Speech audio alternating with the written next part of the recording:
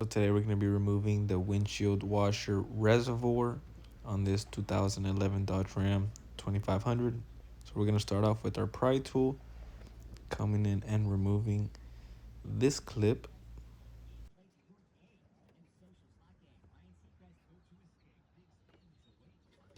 You can skip this step, but I like to remove the cap from the reservoir.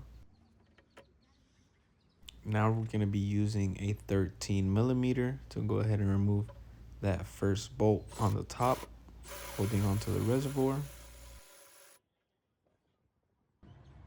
as well as use our pry tool to remove this connector clipped onto the reservoir, so we can go ahead and access another 13mm, but this one you are going to need a key to go ahead and grab onto it and be able to remove it out.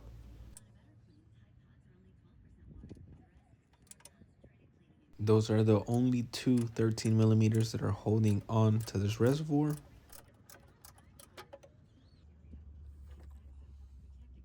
Once we got that out, we want to go ahead and come down to the bottom of the driver's side tire. We're going to remove a 10mm and then go all the way around the wheel well, removing those 8mm.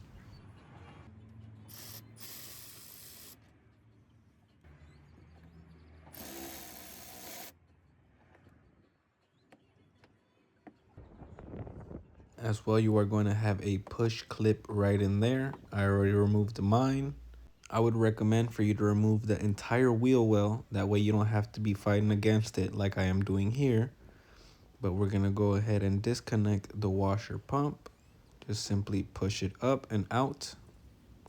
You might have some extra fluid coming out, as you can see there, as well as the sensor that goes to the reservoir. If you remove the wheel well liner, this part's going to be a lot easier for you. You're not going to struggle like I did here in this moment. Simply just push up and out of that base plate that's in the bottom. Remove it straight down.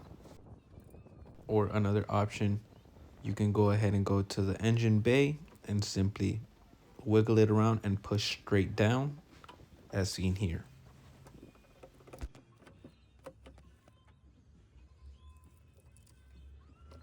And we are done.